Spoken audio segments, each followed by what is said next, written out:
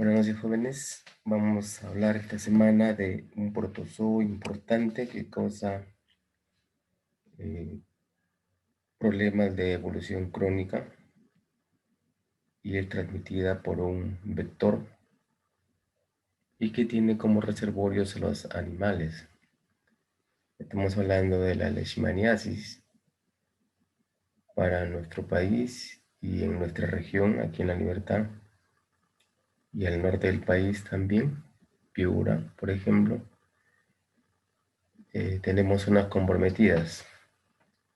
El factor ecológico juega un rol importante, además la temperatura, para el mantenimiento de este ciclo.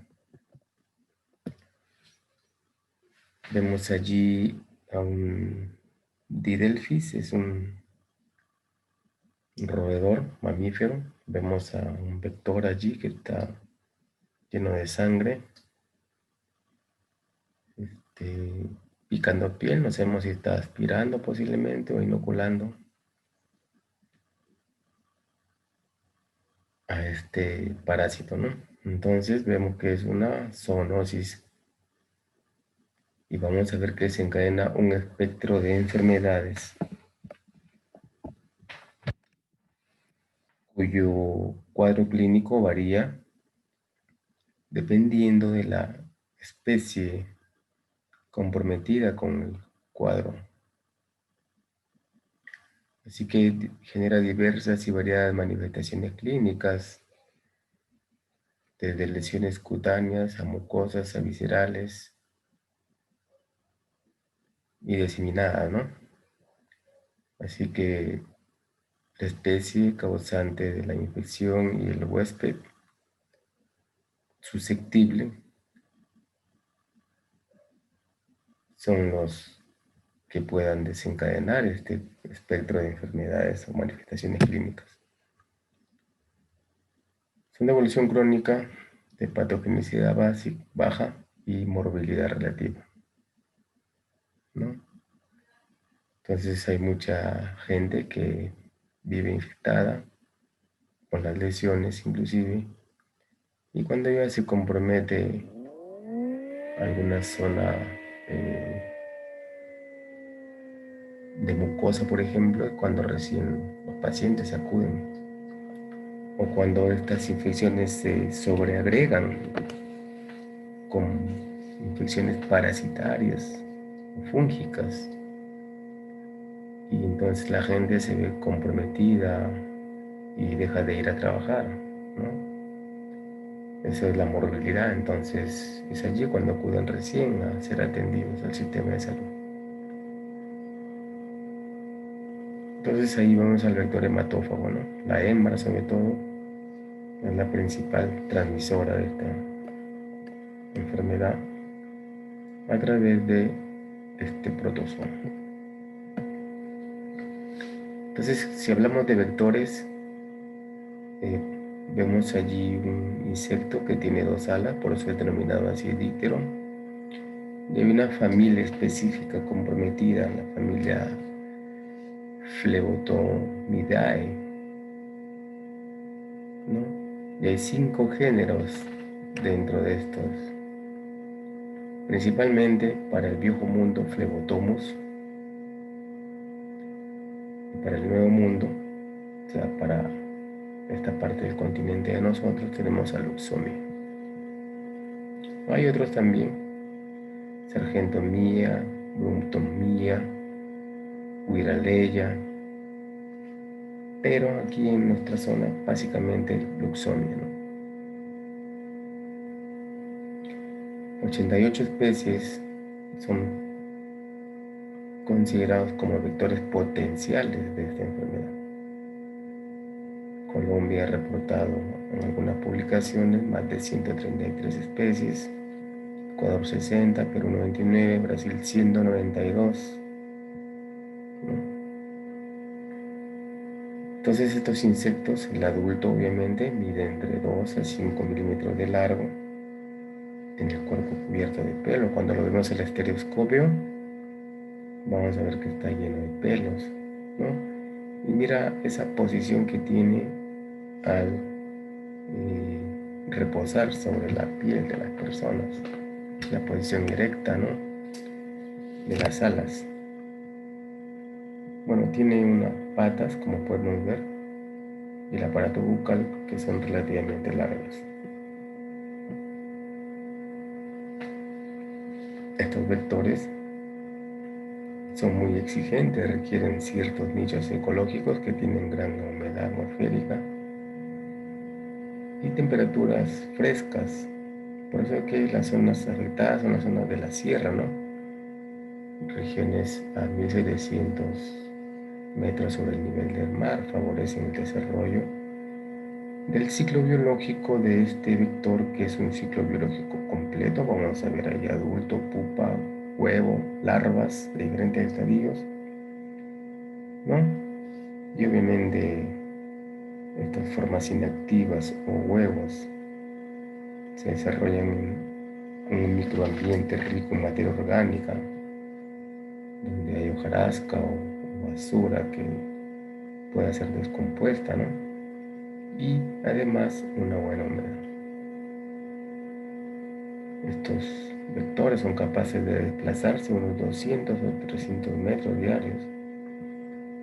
Tienen una vida media corta de entre 30 o 20 y 30 días, ¿no?, con el cual cumplen suficiente tiempo para que esto se reproduzca. Luego de picar a un huésped parasitado, 7 días posteriores, este ya se convierte en un infectante para picar a otro huésped susceptible. La hembra es capaz de colocar hasta 70 huevos diarios, ¿no? El ciclo biológico de este, desde huevo hasta adulto, más o menos le lleva 33 a 86 días, dependiendo de las condiciones que acabamos de mencionar.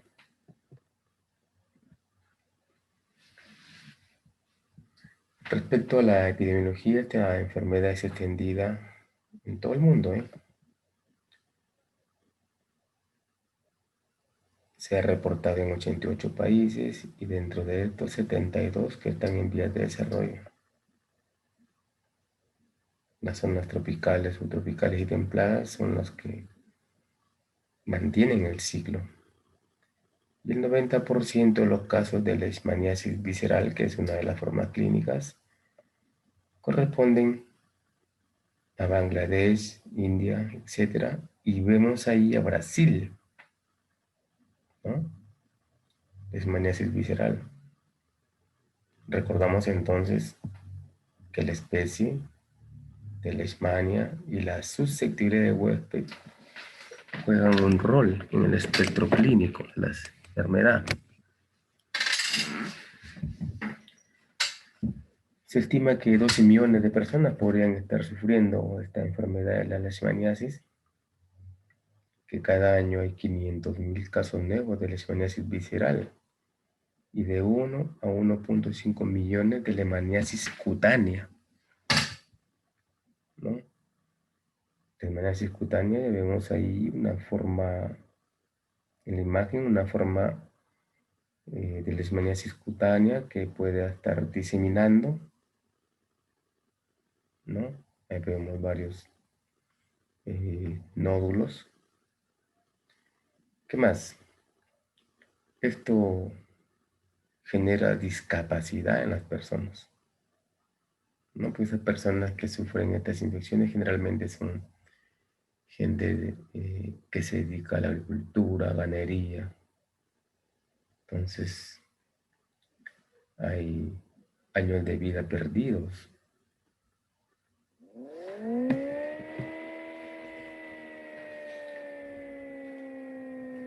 En Perú, la distribución y la epidemiología de la enfermedad está relacionada con aspectos ecológicos, climatológicos y socioeconómicos. Esto condiciona diversos comportamientos del vector, así como el hospederos, mamíferos y humanos. Acuérdate que el hombre siempre tiene ese problema de invadir zonas silvestres y luego migra a la ciudad, ¿no? Cuando va a la zona silvestre va con su perrito, o con alguna mascota, gatos, vuelve a la ciudad, ¿no? A la zona rural en todo caso.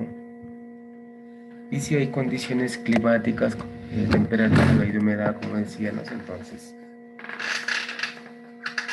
traslada esta enfermedad de un escenario a otro.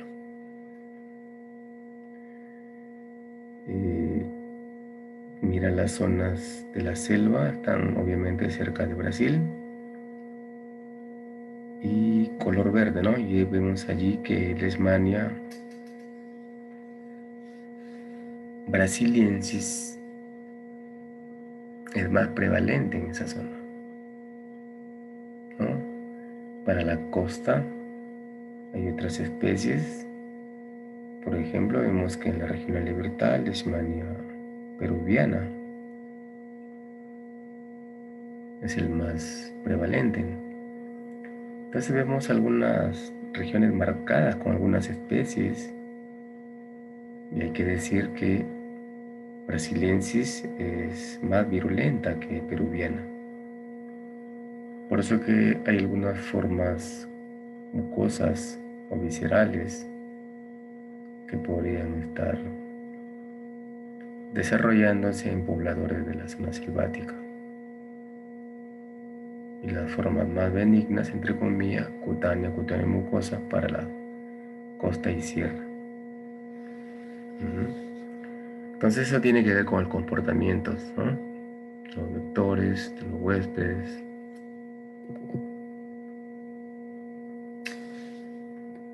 Entonces aquí vemos alguna relación de vectores en el Perú. Acá en este cuadro a la derecha tenemos 5 principales vectores, ¿no? De luxomias que transmiten a este parásito, y acá a la izquierda vemos las especies.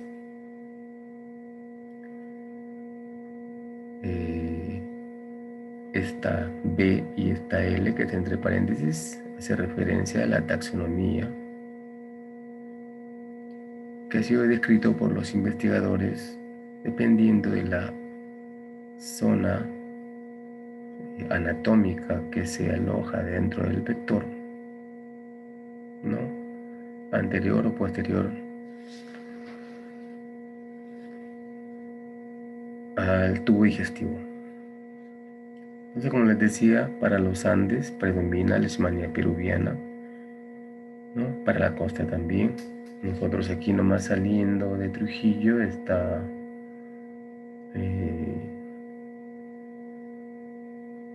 Sagni o Tusco, ¿no? Y más hacia adentro, Huamachuco, Santiago de Chuco, son zonas comprometidas. Y para la Amazonía, Leishmania brasiliensis, como les decía.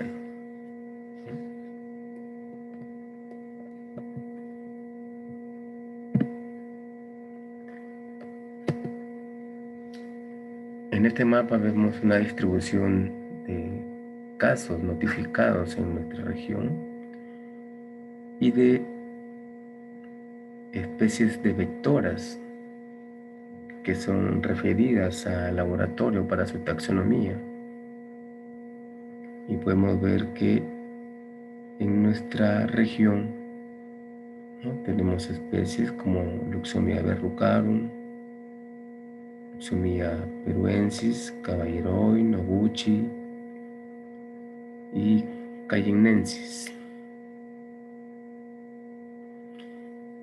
Y vemos que están alojadas básicamente, o el reporte de casos vienen de Cascas, de Chao, ¿no? Vemos Santiaguachuco, y en el reporte de casos aquí hacia la derecha vemos también inclusive casos en Patás, en Bolívar. Acuérdense que Patás está colindando con la selva del Perú, ¿no? con San Martín. Entonces por ahí hay transmisión. Y acá arriba vemos a un entomólogo que está capturando luxomias de noche, ¿no? Aquí enciende un foco que atrae a las luxomias o a los insectos y estos son capturados en estas mallas. Luego llegan a ser taxonomizados en el laboratorio. Respecto al ciclo de la leishmaniasis cutánea, que es lo que más nos pide el sílabus, dado que es una zoonosis, pues hay un reservorio animal comprometido, ¿no? Y tenemos al mismo perrito que ingresa con su dueño a la zona silvestre o a la zona rural donde hay un ciclo que se está desarrollando. Vemos a zarigüeyas para la selva, seguro el oso perezoso, hormiguero, marsupiales, etc. Entonces, hay un ciclo zoonótico que se está manteniendo allí cuando el hombre ingresa, ¿no? Entonces desarrolla por diferentes motivos, puede ingresar por trabajo, ¿no? La zona minera de explotación que hay en la selva desarrolla un ciclo selvático. Y cuando vuelve a su casa, en el peridomicilio, desarrolla un ciclo de vida doméstico, ¿no? Viene infectado, eh, con la leishmania, con la especie, el vector que está en el peridomicilio y cierra el ciclo. Y en la zona selvática igual, ¿no? Se cierra el ciclo. Entonces es esta hembra del mosquito flebotomo, ¿no? O llamado mosca de la arena, para el viejo continente, y el flebotomo también del género Luxomia para las Américas, ¿no? Entonces le decían, ¿no?, que estos insectos se crían en grietas de paredes de viviendas, basura, o sea, donde hay materia orgánica, ¿no? Humedad, madriguera, de roedores, etc.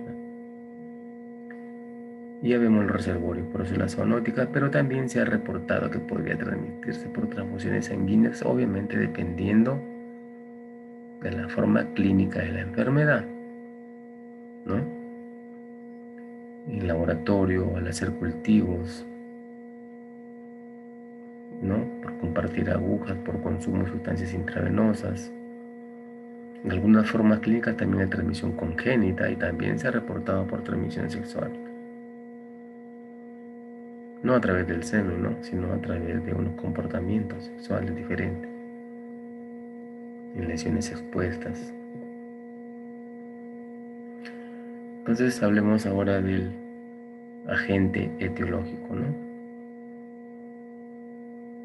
Entonces este parásito es dimórfico, ¿no? Es un protozoo diploide en su carga genética. Pertenece al reino protista, al subreino protozoa, al orden Kinetoplastidae y a la familia Trypanosomatidae. El género es Leishmania y dos subgéneros, como les decía, ¿no? Viagna y Leishmania, que tiene que ver con el desarrollo o el crecimiento en la posición anatómica del intestino de este vector flebotomo, ¿no?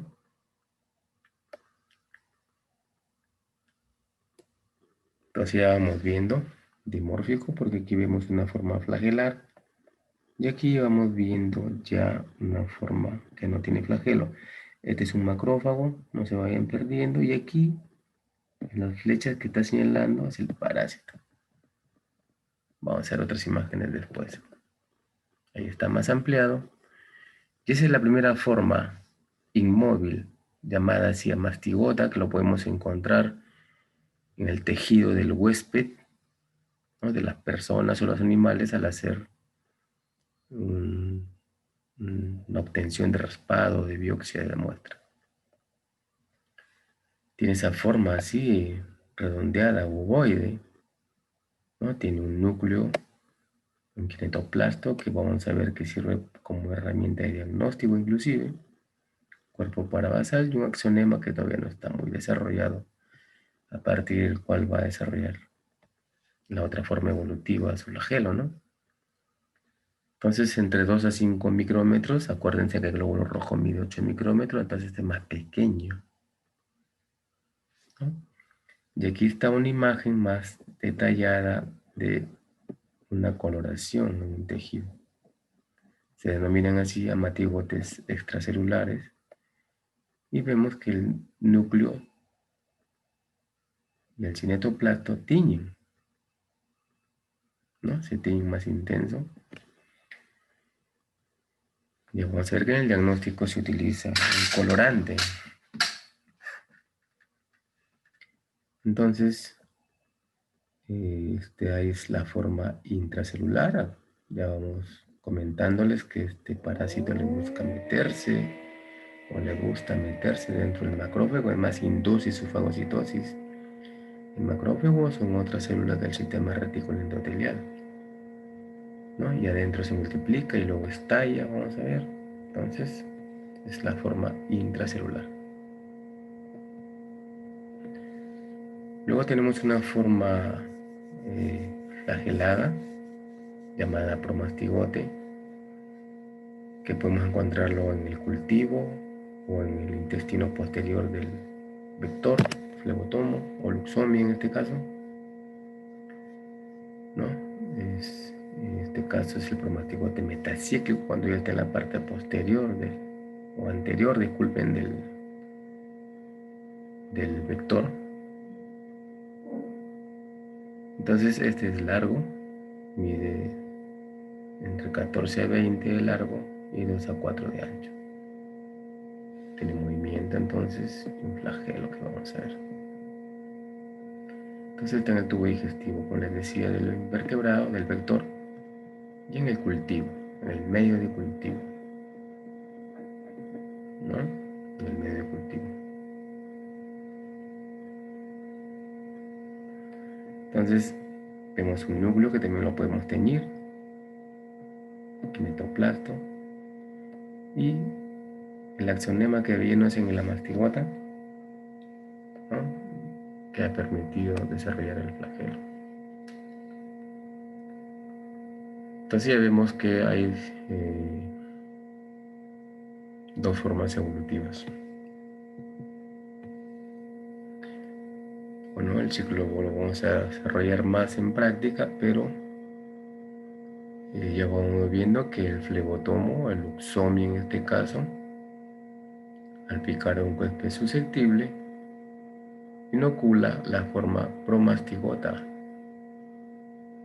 de esta leishmania que ingresa por la piel en el huésped susceptible,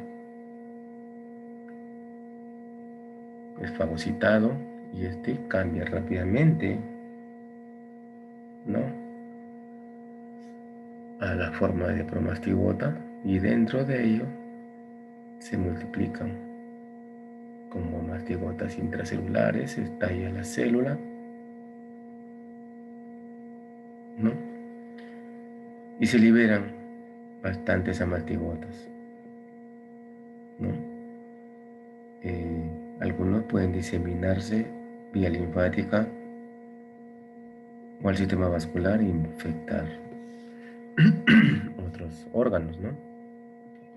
Otros órganos. Viene otro vector al picar, ¿no?, al alimentarse de la sangre de la hembra, porque necesita cumplir su ciclo biológico la hembra, necesita poner huevos, entonces necesita sangre, ¿no? Ingiere macrófagos y dentro de este de acá se va desarrollando el promastigota, ¿no?, que también tiene etapas, pero que el promastigota metacíclico es el infeccioso.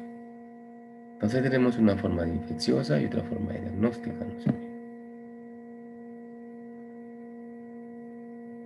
Entonces, Es importante mencionar que el huésped juega un rol importante y el insecto, o disculpen, el parásito también, ¿no? Respecto al huésped,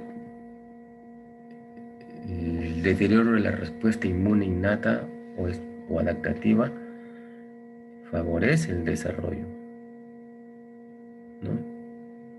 Favorece la invasión de formas eh, más agudas, más diseminadas. Entonces, inclusive este parásito, al meterse dentro del macrófago, hace ineficaz el control de la enfermedad porque el sistema inmunológico no lo puede detectar, ¿no? Claro, el huésped competente procesa estas partículas antigénicas del parásito que ha sido destruido por un buen sistema inmune innato, y ahí están pues los macrófagos o los polímeros nucleares, ¿no? Y va a desarrollar una respuesta inmune específica y nosotros sabemos, ustedes saben prácticamente que para el tema de parásitos intracelulares, los linfocitos T citotóxicos juegan un rol importante, ¿no? Así que una respuesta inmune celular adecuada, balanceada y modulada reflejará una tendencia a la cura. ¿Mm? Y eso evitaría que el huésped pueda desarrollar formas más complejas o cuadros clínicos más complejos, ¿no? Entonces tranquilamente podría desarrollar una cura espontánea o autolimitada o formas progresivas dependiendo de cómo responda. Respecto al parásito, vamos a ver varios aspectos. Eh, Hay muchas especies, como decíamos, ¿no? Y su morfología, aunque es similar, su genoma tiene mucho polimorfismo. Por eso que inclusive hay isoenzimas o enzimas semejantes entre ellas, pero no iguales, y comportamientos diferentes dentro del intestino del vector, ¿no? Por eso sí, ¿no? La clasificación del género o el subgénero Vania o Leishmania. Miren, este promueve la fagocitosis, ¿no? Es capaz de secretar sustancias quimiotácticas, llamando más células de respuesta inmune como macrófagos, como neutrófilos, para que lo fagociten. Es más, activan el complemento llamando más células de respuesta inflamatoria para que fagociten o para que lo fagociten. Y bueno, cuando ya estalla e invade otros tejidos y órganos, ahí entran a tallar las proteasas de cisteína, ¿no? Que van degradando tejidos. También tiene una metaloproteína, ¿no? Una leishmaniolicina que tiene como cofactor al zinc, ¿no? Que es una glucoproteína unida y que abunde en la membrana, está unida y abunde en la membrana del bromastigota, que se une al glucofosfatidilinositol que tenemos, ¿no? Nuestras células, recuerden en biología, ¿no? También es posible que hayan otras proteínas que actúan a un pH ácido. Acuérdense que el mecanismo de destrucción de los macrófagos y los neutrófilos, que son fagocitos, es en el fagolisosoma, ¿no? Que es ácido, entonces allí, bueno, esta tiene un mecanismo de defensa, ¿no? Ciertas enzimas que actúan a ese nivel o a ese pH. Mira que por eso, inclusive dentro, detoxifica los radicales oxidantes que son los mecanismos de ataque de macrófagos y neutrófilos, y es capaz de degradar las proteasas lisosómicas de los macrófagos y estimula la producción de interleuquina 10 que vamos a ver que balancea la respuesta inmune a favor del parásito. También es importante mencionar que este parásito tiene un mecanismo de metaciclogénesis que está relacionado con la expresión de este componente denominado lipofosfogulicano y otra proteasa de superficie, una glucoproteína 63, de 63 kilodalton, así denominado, ¿no? ¿Pero qué hacen estos? Mira, este lipofosfoglucano incrementa el grosor del glicocálix, bloqueando la inserción del complejo de ataque a la membrana. Recordarán ustedes que una de las formas de destrucción vía complemento es la formación del complejo de ataque a la membrana, ¿no? Así que al hacerlo más grueso bloquea la inserción de esto y el promastigota no puede ser destruido, ¿no? Que es la forma infecciosa. ¿Qué más? Inhibe la proteína sinasa C, ¿no? La cual está relacionada con la respuesta oxidativa del macrófago, mire. Inhibe la fusión del fagosoma-endosoma dentro del macrófago, ¿no? Para formar el fagolisosoma. Y elimina eficientemente metabolitos tóxicos, ¿no? Como los radicales libres, que es el anión superóxido, y los radicales oxidrilo. ¿No? Así que con eso evita, o sea, en el cambio de promastigota a mastigota, ¿no? Se protege también. Y una vez como mastigota ya se multiplica. Esta otra glicoproteína GP63, ¿no? También transforma la fracción C3b del complemento a una forma inactiva, por eso el mecanismo también es bloqueado. Entonces, la respuesta inmune innata un poco es deteriorada por este parásito. Además, genera degradación inespecífica de enzimas lisosómicas. Entonces, con eso se mantiene. Por eso que le gusta meterse dentro del macrófago, ¿no? Entonces ahí estamos. Una vez que la luxomia pica, inocula al promastigota metacíclico a través de la piel, y ahí debajo, dentro de muchas células de respuesta inmune, va a encontrar pues, a fagocitos. Ahí están los neutrófilos, macrófagos. Y ya vemos que la forma flagelada se convierte en la forma amastigota, ¿no? Y este se multiplica adentro y estalla y va invadiendo, dice, ¿no? Dijimos, vía vasos linfáticos a los diferentes tejidos y desarrollar obviamente las diferentes formas clínicas, ¿no? Las principales tres: cutánea, mucosa y la visceral, aunque también hay una mucocutánea, ¿no? Pero está considerada dentro de las formas cutáneas. Así que una vez inoculado este parásito, el huésped, vamos viendo que va a desarrollar inicialmente una mácula, luego una pápula, luego un nódulo y termina formando la úlcera, que es eh, típica de esta leishmaniasis, ¿no?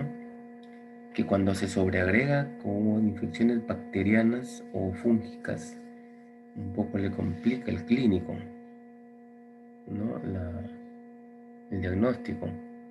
Aunque es importante que la epidemiología también juega un rol importante, ¿no? Estar en una zona endémica donde hay vector, donde la temperatura, donde la humedad. Entonces, todos esos criterios con el clínico ya prácticamente ayudarían al médico a desarrollar un buen diagnóstico, ¿no? Entonces, dependiendo de esto, ¿no?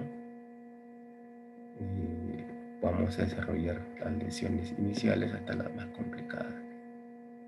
¿No? Vemos una herida granulomatosa internamente con bordes indurados levantados, indoloros en este aspecto, aunque hay otros que sí son dolorosos, otras formas como las nodulares, que son otra cosa, que una masa dérmica llena de macrófagos vacuolados y abundantes parásitos, ¿no?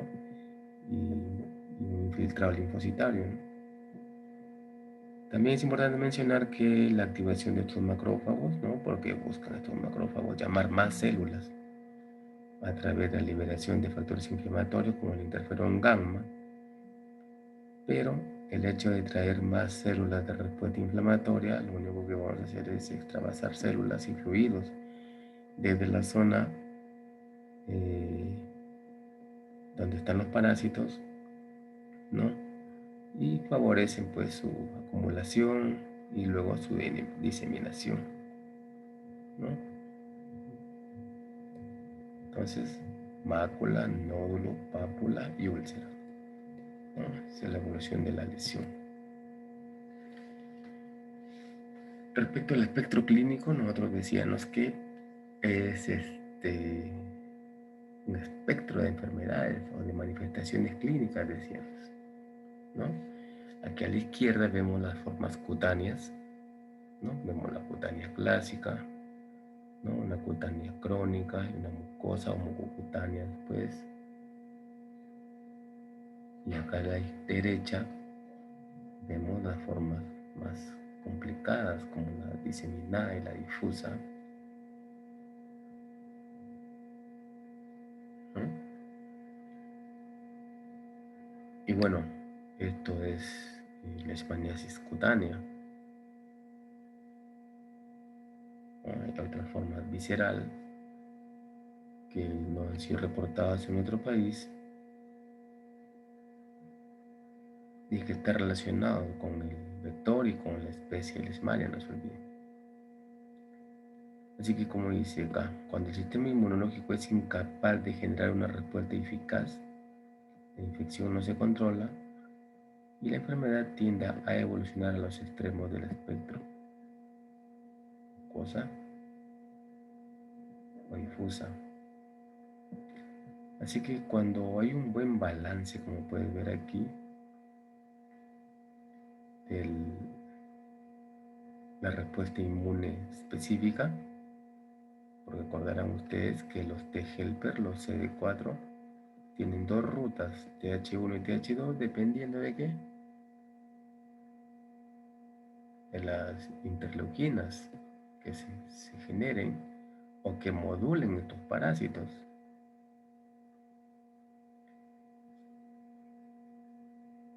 Así que cuando hay un buen balance de respuesta inmune, eh, la enfermedad temprana puede resolverse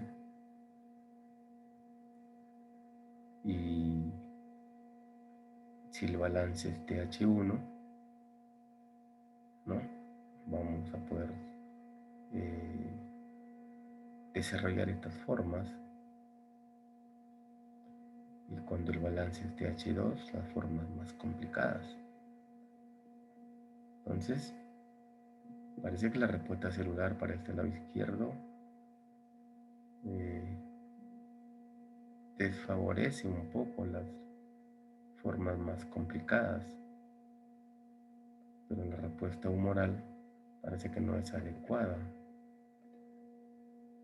Entonces vemos a la derecha otras formas más complicadas como la cutánea difusa o diseminada, ¿no? ¿Qué más? En rojo vemos que hay bastante desarrollo de parásitos, por eso que aquí hay inóculos grandes de parásitos. Pero cuando la inmunidad del huésped lucha y es relativamente más adecuada, las cargas parasitarias son bajas y estas formas son de evoluciones más crónicas, obviamente, ¿no? Ya cuando la gente se ve muy comprometida, como por ejemplo aquí el tabique nasal o la mucosa ocular, o cuando ya el tejido está muy comprometido, recién después de años vienen a ser atendidos. Entonces miren cómo el balance inmunológico, que inclusive es modulado por por el vector, por el parásito, disculpen, y la respuesta inmune del huésped, ¿no? Si vamos repitiendo que ambos aspectos son importantes para el desarrollo del espectro clínico de la enfermedad. Entonces, hablemos de esta forma de leishmaniasis visceral, el parásito o la especie más comprometida es Leishmania donovani, ¿no? En el subcontinente indio, en etapas finales, pueden manifestarse como calasazar, fiebre dun o denominada así, esplenomegalia infantil, como vemos aquí, en la que Leishmania infantum es el comprometido. Respecto al espectro clínico, podemos ver infecciones desde asintomáticas hasta formas clásicas o calazar, ¿no? Entonces, estas formas asintomáticas, silenciosas, eh, resuelven rápidamente. Pero esta forma clásica de leishmaniasis visceral calazar manifiesta una pentada característica, ¿no? Hay fiebre prolongada, pérdida de peso, hepatomegalia, hepatoesplenomegalia, pancitopenia, ¿no? Las células de respuesta inmune, y hay hipergamma globulinemia.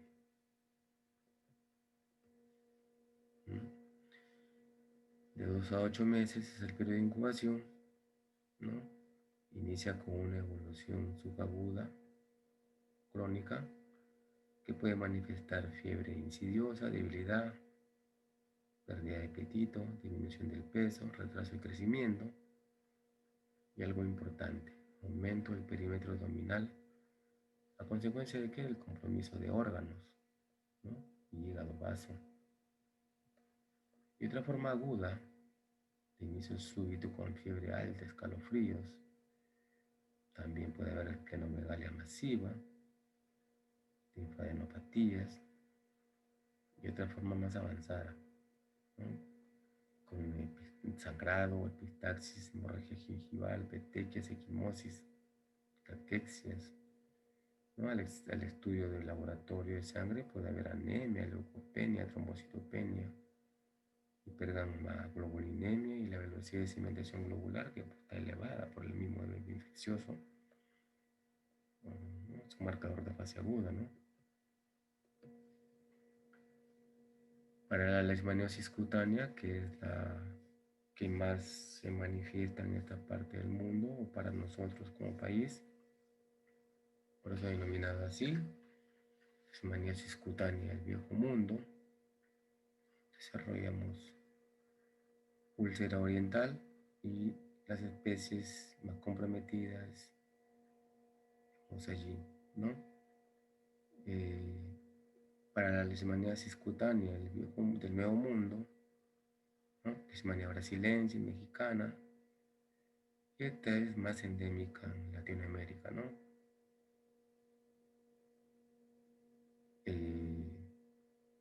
Vemos nuevamente la aparición de estas úlceras crateriformes granulomatosas, únicas, múltiples, localizadas o difusas como cara izquierda, ¿no?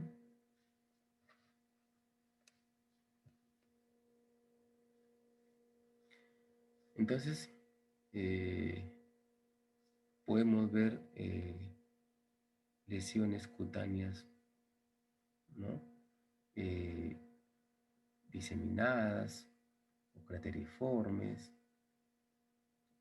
¿no? El periodo de incubación de 2 semanas a varios meses, luego que es inoculado este parásito. Y como decía, ¿no? Tras la inoculación podemos ver la formación de máculas, nódulos, pápulas. Si el huésped reacciona bien, eh, estas lesiones pueden cerrar, ¿no? Y tener lesiones secas, costrosas, como vemos acá a la izquierda, o podemos ver también úlceras, ¿no? O podemos ver también, aunque no vemos aquí bien en la imagen, placas y lesiones tipo satélite, ¿no? Y verrucosas. También podemos ver lesiones únicas o múltiples. Y algunos también han podido manifestar enfermedades diseminadas con cientos de lesiones tipo acneiformes, pequeñas, ¿no? Acuérdense que las características varían según la especie de leishmania. Y la especie depende del vector. Y el vector depende de la localización geográfica. Recuerden el mapa que veíamos. La mayoría de lesiones se localizan en áreas expuestas del cuerpo, ¿no? Entonces ahí vemos la lesión típica, ¿no? Una mácula, luego una pápula eritematosa, levemente pruriginosa, de tamaño menor de 5 milímetros de diámetro. Luego se hace una lesión de una úlcera, ¿no? Que aparece espontáneamente y produce un exudado seroso que es importante para el diagnóstico. Vamos a ver, ¿no? Al secarse esta formará una costra que cubre toda la herida. Sin embargo, debajo vemos que el parásito sigue lesionando, ¿no? Al retirar esa costra podemos ver una, ¿no? Lesión redondeada, o cuando uno hace el diagnóstico limpia toda la zona y ves una zona crateriforme, ¿no? Generalmente no es dolorosa, es levantada como puedes acá, indurada, ¿no? Crateriforme y granulomatosa, que es lo importante, ¿no? El color también es importante, es típica, ¿no? Hay una hiperpigmentación tipo violácea, que es característica de la lesión. Entonces esto es importante para ustedes al momento de hacer el diagnóstico clínico. Y no se olvide el diagnóstico epidemiológico, porque ya hay zonas marcadas del vector, ¿no? Y la gente susceptible, aquella gente que no vive en zonas endémicas y que ingresa a estas zonas, prácticamente son las que van a desarrollar las formas más complicadas, ¿no? La gente que vive en estas zonas endémicas, generalmente sus lesiones son localizadas, ¿no?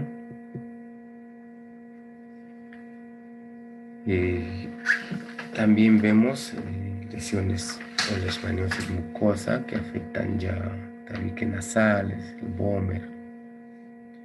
La prevalencia de estos cuadros clínicos es de 2 al 5%. Y Leishmania brasiliensis, decían, ¿no? Leishmania brasiliensis, la zona de la selva es la más comprometida con estos cuadros clínicos. Para la forma cutánea decían, ¿no?, que la Leishmania peruviana era el más importante, pero para esta forma clínica la Leishmania brasiliensis principalmente. También hay otras, ¿no? Panamensis, guyanensis, amazonensis, pero lo que más se ha encontrado es Leishmania brasiliensis. Afecta mucosa, nariz, cavidad oral, faringe, laringe, ¿no? Meses o años después que hayan sido, apareció lesiones cutáneas y que aparentemente se curan, comienzan a aparecer estas lesiones en las mucosas. Mira, de 1 mes a 20 años y aparecen estas lesiones. Entonces, luego de haber visto las formas clínicas para nuestro continente o la visceral para viejo mundo, en el caso de nosotros, cutánea básicamente con sus formas cutánea mucosa, eh, diseminadas, costrosas, que luego vuelven a aparecer, pues se denominan también recidivas. Entonces, ¿cómo diagnosticar? Esta sí es una enfermedad de notificación obligatoria. Por tanto, hay una norma técnica. La norma dice que tras una evaluación clínica epidemiológica, usted tiene que echar de mano una herramienta de diagnóstico de la que vamos a hablar. Y luego de eso, recién podrían liberarle el tratamiento, porque el tratamiento es gratuito con tibogluconato, que son pentamoniales. Y bueno, de forma más complicada creo que le ponen fotericina B también. Pero bueno, eso no es tanto nuestro tema. El tema de nosotros es hasta ver cómo es el tema del diagnóstico. Yo puedo echar de mano a test inmunológicos en el que indirectamente podría haber la infección por este parásito o la exposición a este parásito. Ahí tenemos una reacción de hipersensibilidad retardada o reacción de Montenegro. Está en la norma. Tenemos la inmunofluorescencia indirecta, también está en la norma. Y la ELISA, que ha sido reportado en algunas investigaciones, pero que no está considerado en la norma. Otros test de demostración del parásito. Tenemos el frotis de una lesión, el cultivo, el PCR, y como investigación histopatología. Entonces recordarán ustedes el espectro de la enfermedad que decíamos, ¿no?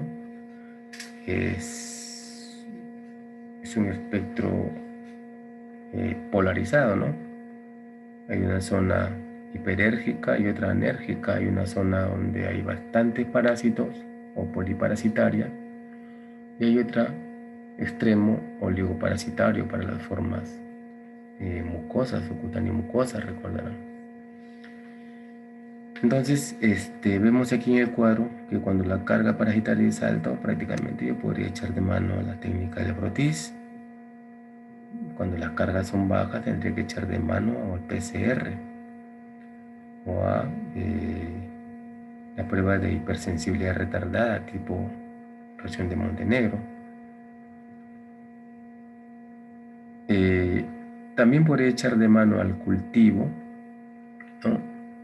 Cuando la carga parasitaria tiene la tendencia a ser alta, o las pruebas serológicas de inmunofluorescencia, por ejemplo. Entonces, para la leishmaniasis cutánea localizada, importante el cultivo. Para la leishmaniasis cutánea diseminada o visceral, el frotis y la serología juegan un rol importante. ¿Por qué? Porque el balance TH2 es básicamente humoral por anticuerpos. Y para la leishmania mucocutánea o las recidivas o aquellas que vuelven a aparecer después de años, ¿no? Donde la respuesta celular es mayor que la de anticuerpos, entonces podemos ver que podemos echar de mano a otras técnicas como el PCR o la técnica de hipersensibilidad retardada, como decíamos, ¿no?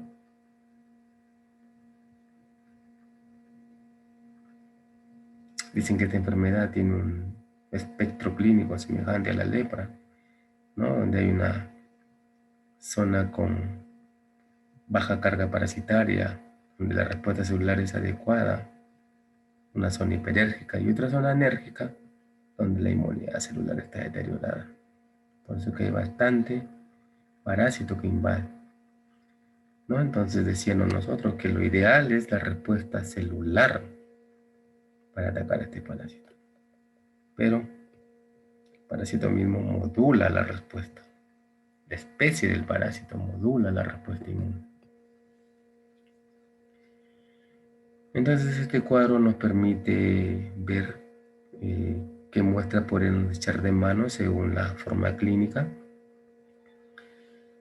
¿no? Según si es localizada, ¿no? Leishmaniasis cutánea localizada, o leishmaniasis localizada mucosa también, o si es visceral, ¿no? En la leishmaniasis localizada cutánea podemos tener formas ulceradas o diseminadas o difusas o atípicas. Entonces nosotros generalmente echamos de mano, como ves aquí, al raspado o al aspirado o una biopsia. O también echamos de mano una técnica de intradermorreacción o de Montenegro o de hipersensibilidad retardada. Para las formas mucocutáneas o viscerales, o en este caso mucocutáneas específicamente, podemos ver que el raspado, la biopsia y el suero para las técnicas inmunológicas de intradermoreacción, o esta prueba rápida de este antígeno K39, que ya vamos a hablar, o un aspirado de médula, en las formas viscerales, ¿no? Porque recién cuando la víscera está eh, llena de parásitos, con bastantes células de respuesta inmune, vemos esplenomegalia y recién los pacientes acuden, pero cuando no pasa desapercibido, inadvertido. Por eso que es importante en esta zona las pruebas inmunológicas y la mucocutánea también. Pero para este lado vamos a ver que las formas de el frotis ayudan bastante, o el cultivo. Pero ahí está, entonces podemos hacer raspado, aspirados, biopsias, hasta aspirado de médula, pasando por suero y sangre.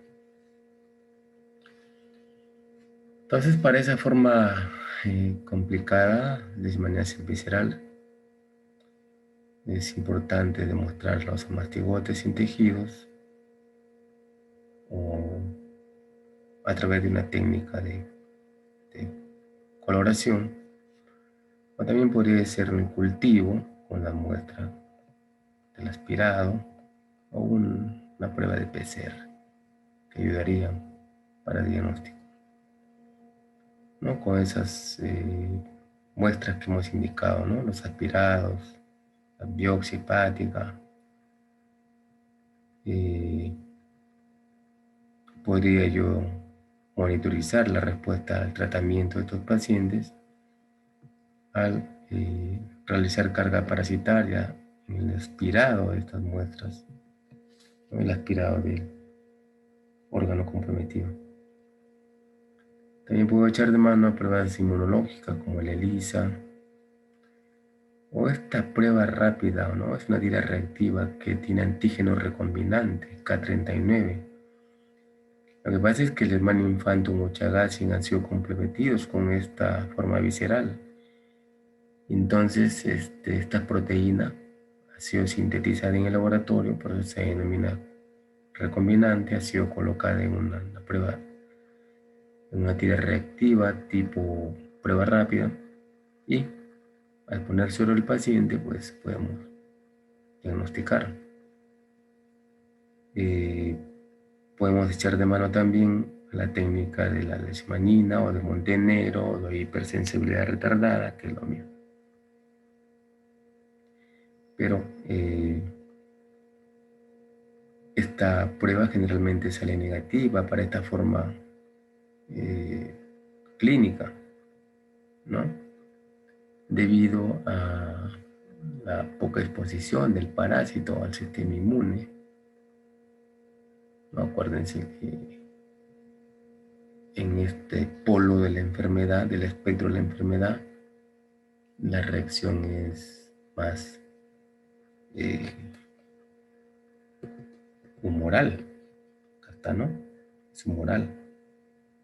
Y la prueba de la leishmanina evalúa respuesta celular retardada, ¿no? Por eso que no me serviría mucho en esta forma visceral.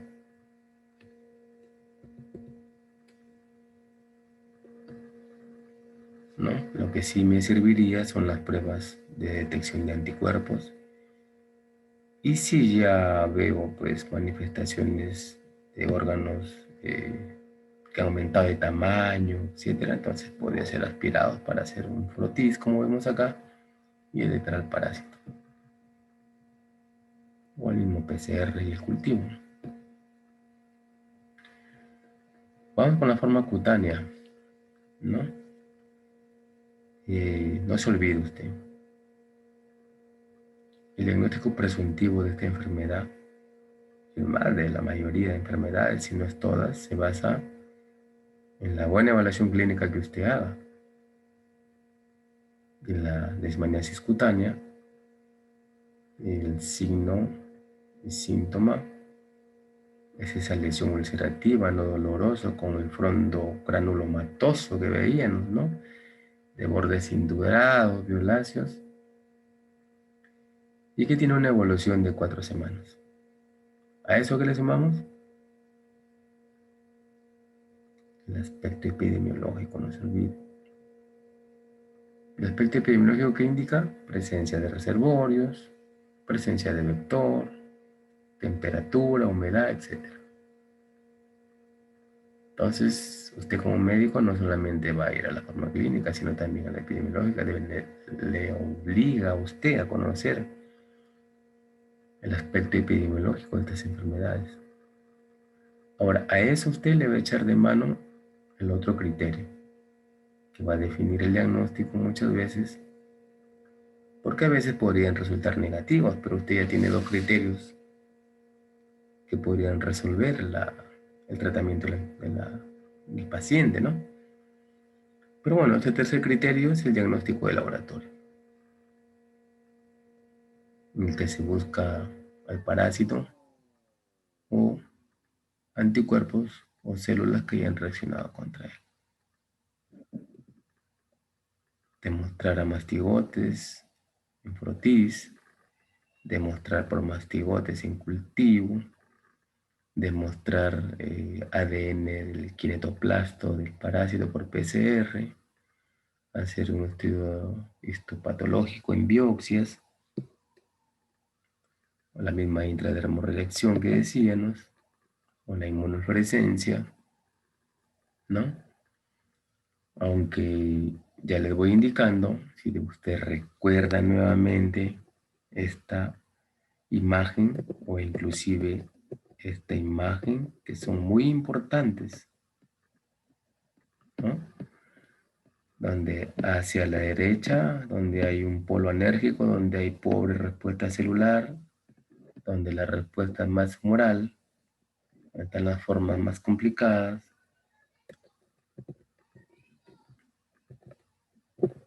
Entonces, acá nuevamente vemos las técnicas que buscan anticuerpos funcionan más para este extremo, pero las formas que buscan respuesta celular funcionan más para este extremo. Y eso es importante que vaya teniendo en cuenta para el diagnóstico, ¿no? Para el diagnóstico. Entonces vamos a hablar de la primera herramienta, demostrar la presencia de mastigotes sin frotis, de una lesión ulcerosa o de una biopsia obtenida, que es la técnica que más se usa en el diagnóstico en el laboratorio del Ministerio de Salud, ¿no? Ya habíamos visto las técnicas de obtención de muestra, ¿no? Lo que más conozco es cargar en una jeringa 0.5 de solución salina fisiológica y luego de limpiar esa lesión ulcerosa en los bordes, presionarlos para que esa linfa sea recogida en un capilar o inocular, solución salina y luego aspirar, ¿no? Pero es importante aquella muestra rica en linfa, que no tenga sangre, ¿no? Y que luego es extendida en una lámina y luego de fijarla, colorearla con gienza, que es un colorante neutro que tiene dos colorantes dentro del mismo de su preparación, que es el gienza, el azul de metileno y la safranina, ¿no? Uno tiñe núcleo y otro tiñe citoplasma. Y el parásito vemos en su forma de mastigote, el citoplasma, y luego vemos el núcleo que también adquiere un color. El citoplasma lo vemos azul celeste y el núcleo rojo. Entonces, para estas lesiones recientes no tratadas, ayuda mucho el hallazgo de más mastigotes a través de técnicas. No es un método barato, pero tiene baja sensibilidad, ¿no? ¿Por qué? Porque la gente en el campo le da tratamientos caseros y a veces parásito va alojándose en zonas más profundas. Entonces, al momento de hacer una obtención de muestra de esta zona, puede salir negativo, ¿no? También puede ser otro colorante semejante, que es el RAI, ¿no? Pero generalmente nosotros usamos Giens en realidad. Entonces, como dice allí, el citoplasma, podemos ver el citoplasma y el núcleo también, ¿no? El cinetoplasto también. Entonces, de forma ovalada que describía los tamaños menos que un glóbulo rojo. Podría ser cultivo también, ¿no? Se ha reportado inclusive en microcultivo y cultivo en este medio de cultivo 3N, NNN, que lleva sangre. Entonces, al momento de hacer un aspirado, puede inocular en este medio de cultivo en tubo, ¿no? Y luego de hasta 15 días incubados a 23 podría encontrar la forma de promastigota a través de un estereoscopio. Pero esperar hasta 15 días a veces no ayuda mucho el diagnóstico, ¿no? Por eso que más se usa para investigación o para aislar las especies, para luego hacer estudios moleculares. Podría decirse que esta forma de diagnóstico no resuelve mucho el tratamiento inmediato de un paciente, ya que más se usa para investigación.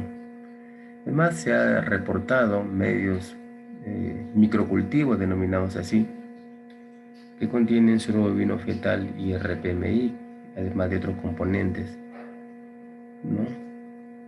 Y que inclusive han resultado tener mejor eficacia y sensibilidad que este cultivo en agar NNN. Pero bueno, en la norma técnica no está este microcultivo con RPMI y suero bovino fetal, sí está reportado el cultivo en este agar o en este medio bifásico NNN, que está suplementado con sangre desfibrinada de conejo. Se habla de una sensibilidad del 60-70%, ¿no? Pero hay que darle condiciones de incubación, luego tener un estereoscopio o un microscopio invertido, y eso hace un poco más caro. Pero como les digo, ayuda bastante, ¿no? Para ver estudios moleculares del kinetoplasto, donde está el DNA de estos parásitos, para ver qué especies es la que está comprometida con la enfermedad. También está el estudio molecular, la reacción en cadena de la polimerasa, que resulta ser más sensible inclusive. Pero igual necesitamos equipamiento, necesitamos insumos como primers, sondas. Eso lo hace un poco más caro, pero tiene buena sensibilidad y especificidad inclusive.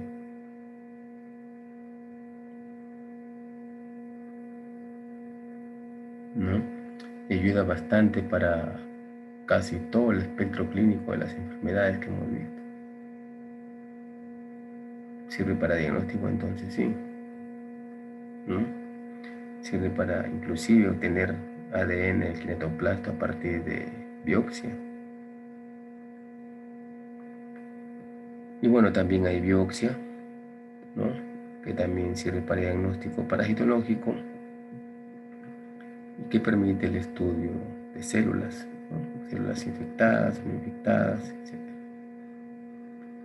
Aquí a la derecha podemos ver una electroforesis de un PCR, ¿no? Acuérdense que primero se aísla el ADN del parásito, se multiplica ese ADN por un termociclador y luego se hace un correo electroforético. De seguro que ustedes desarrollarán en la práctica la técnica, pero ya les voy indicando cómo ayudaría esta imagen al diagnóstico. ¿Qué dice acá? que en el canal 1 y el 2 son muestras de pacientes, mira, el 1 y el 2. El 3 y el 4 es un marcador de peso molecular de un ADN conocido del Leishmania infantum. El 5 es ADN del Leishmania mayor. Y el 6 es ADN de Leishmania trópica. Y acá, fragmentos de ADN, que no es otra cosa que un marcador de peso molecular, ¿no? Que está fragmentado en bloques de 100 pares de bases. Pues vemos 100, 200, 300, acá está el 400 y el 500. Entonces uno va haciendo el diagnóstico de esta manera, ¿no? Por ejemplo, dice que el 6 tiene un peso molecular de 200 kilopares de bases, ¿no? ¿Y ese quién es? Leishmania trópica. Y el 5, Leishmania mayor. Hay dos fragmentos de diagnóstico, uno de 200, ¿no? Y el otro que es de 100 y un poco más, puede ser 120 más o menos, ¿no? Entre 100 y 200, mira. Y cuando vemos las muestras, esto se parece a quién? Al 5, ¿ves? Por eso podríamos decir que estos pacientes están infectados con Leishmania mayor. Porque en el ADN del parásito que se obtuvo de sus pacientes, al hacer el estudio molecular y hacer el estudio electroforético, encontramos dos fragmentos, uno de 200 y el otro casi de 120, 130 se puede decir, que es equivalente aquí a los fragmentos de diagnóstico de Leishmania mayor. Para infantum no pasa nada porque no es compatible con este marcador de acá. Es así como hacemos el diagnóstico. Tenemos también la prueba intradérmica de Montenegro o leishmanina. Va para el poliperérgico, donde la respuesta celular es adecuada. Para eso, ¿qué tengo que hacer? Inocular antígeno de una leishmania o una concentración, en este caso, de 30 miligramos por mililitro. Eso es estandarizado en el campo, por si acaso, es validado en el campo. Es importante decir que todos aquellos que han sido expuestos al parásito y que tienen más de 4 semanas de enfermedad, de 4 a 6 semanas posterior a la manifestación de la lesión, pueden ser positivos. ¿Por qué? Porque tú has aprendido que la respuesta celular no es a la primera semana ni a la segunda, ¿sí o no? En inmunología te enseñaron que pasadas las 4 semanas recién la respuesta inmune específica celular puede manifestarse. Entonces, esta técnica echa de mano a eso, ¿no? Entonces, pero ayuda bastante, porque si es un paciente que debuta con Leishmania y tiene más de 4 o 6 semanas de enfermedad y el estudio de lámina de la lesión sale negativo, podrías echar de mano esta técnica. Le inoculas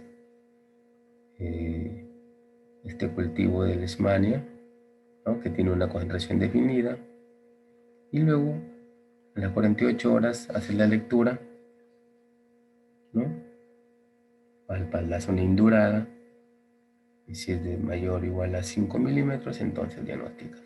Esto podría variar. ¿Qué pasa si un paciente tiene VIH?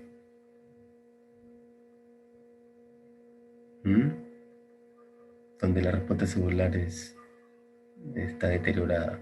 Entonces, a los menores podrían ser positivos, ¿no? Entonces esta prueba es útil cuando no se puede hacer diagnóstico parasitológico, o sea, el de Frotis. Tiene una sensibilidad entre 85 y 95% y una buena especificidad también, hasta 93%, dependiendo obviamente de la forma clínica. Ya decíamos que para el extremo hiperérgico, donde están las formas cutáneas, ¿no? Mucocutánea, ayudaría mucho. Claro, cuando sale negativo alguna otra prueba. Dice que puede haber una limitación de sustentarización. ¿Por qué? Porque ¿qué pasa? Eh, si la leishmania que yo utilizo en la inoculación es una leishmania diferente a la que está circulando en esa zona. ¿Mm? Eh, por confirmar, pero me parece que la leishmania que se utiliza aquí es la leishmania peruviana.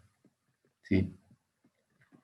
Pero ¿qué pasa si en esa zona están circulando otras leishmanias y son ellas las que están causando el espectro de la enfermedad? No es posible que tras la inoculación los celos de induración no sean los adecuados. Es más, se ha reportado reacción cruzada en zonas que tienen también epidemia o epidemiología para Chagas, o sea, donde hay vector de Chagas, tripanosomas, con los triadominos. Si yo quisiera hacer un estudio de prevalencia, echaría de mano esta técnica, si no, ¿por qué? Porque no te detecta o no te diferencia infección previa o actual, y en la Alemania cutánea difusa, sea en el polo anérgico, donde la respuesta es humoral, sale negativa. Eh, otra herramienta, otra herramienta es la prueba de inmunofluorescencia o la ELISA. Y hemos dicho que la inmunofluorescencia es la que está reportada en la norma técnica, ¿no? Eh, ¿Para qué extremo del espectro? Para el polo anérgico, ¿no? Eh, entonces, donde hay bastante anticuerpo. Entonces, es importante que usted como clínico vea o evalúe clínicamente y conozca la epidemiología de las formas clínicas según la zona epidemiológica o geográfica, porque le podría echar de mano usted a una prueba que no pueda servir para la forma clínica que usted está investigando, ¿no? Es más, podría haber reacción cruzada, dice, con enfermedad de Chagas también. Y si estamos en el viejo mundo con Calazar también. No sabemos si por migración un paciente podría venir infectado, ¿no? Entonces, además es importante mencionar que las especies de Leishmania tienen mucho que ver con la capacidad de inducir la formación de anticuerpos detectables. Y que la leishmaniasis cutánea localizada no resultan muy adecuadas. Porque estamos hablando del polo hiperérgico, no se olviden. Es importantísimo esa imagen, interpretarla bien, ¿no? Donde está el espectro clínico, donde está la respuesta inmune celular o humoral. Se lo vengo repitiendo ya como 5 o 6 veces. Entonces, ¿qué más dice la inmunofluorescencia para la leishmaniasis cutánea? ¿No? Es un método que no ayuda mucho, pero sí para la forma mucosa o mucocutánea. El ELISA no está muy usado, más por investigación, y no está de rutina en salud pública ni en la norma técnica. Quiero mostrarles aquí 3 últimos cuadros de una investigación realizada en Perú con un grupo de pacientes, 124 en este caso, ¿no? Lesiones de 88 pacientes investigados. Pero miren, el tema aquí es esto. Tenemos la prueba de leishmanina. Tenemos la prueba de Frotis, tenemos el microcultivo en RPMI que les decía, el cultivo en agar con medio cultivo 3N, que está suplementado con sangre de conejo, y el PCR. Entonces miren ustedes cómo en una lesión de menos de 3 meses de evolución, el Frotis y el microcultivo, como métodos más baratos, más el Frotis, ¿no? El Frotis es más barato que el microcultivo porque este es un medio enriquecido, tienen una sensibilidad mayor. Sin dejar de mencionar que el PCR, que es el que tiene más costo, obviamente, tiene la mayor sensibilidad.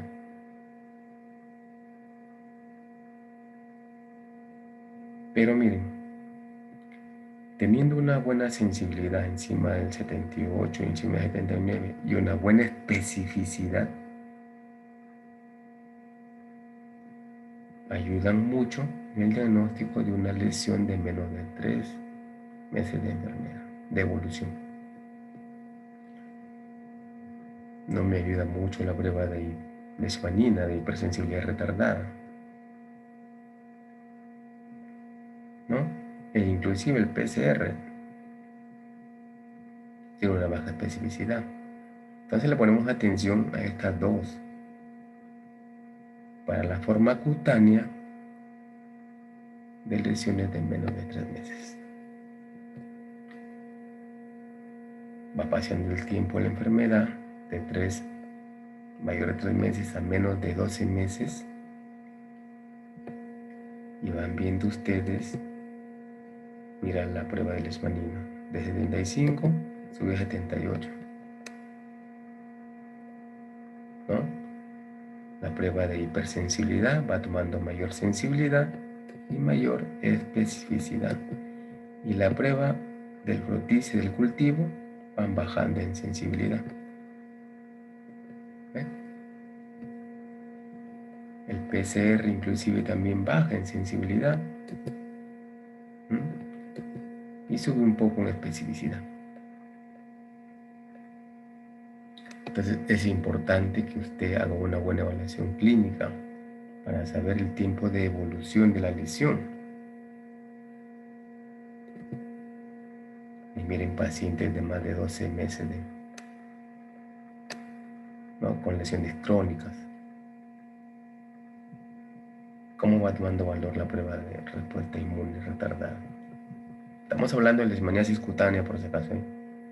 No estamos hablando de leishmaniasis visceral, ¿no? Entonces, el Frotis y el cultivo bajan muchísimo la sensibilidad, mucho peor el medio de cultivo 3N. Este cultivo, si bien siendo en la norma, pero es un cultivo que no resuelve mucho, se contamina también, ¿no? Es un medio muy enriquecido. Lo que pasa es que es en tubo, y en tubo a veces se expone a contaminantes o la misma lesión tiene bacterias que han sido agregadas.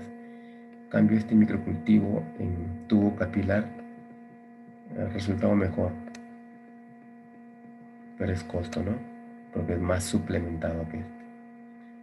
Pero bueno, aquí lo importante es saber que cómo esta prueba de leishmanina va tomando valor, van perdiendo sensibilidad y especificidad las otras pruebas. Inclusive el PCR, miren, va perdiendo sensibilidad y especificidad.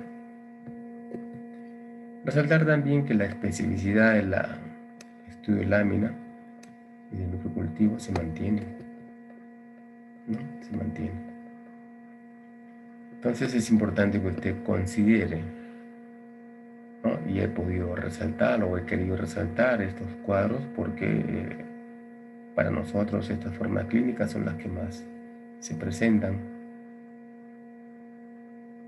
¿no? Y esta publicación habla muy bien del valor diagnóstico de esos métodos, dependiendo del tiempo de evolución lesión, ¿no? Si es crónica, aguda o subaguda. Entonces le ayuda bastante a usted. Entonces, jóvenes, eso es todo. Ya nos comunicamos el día lunes.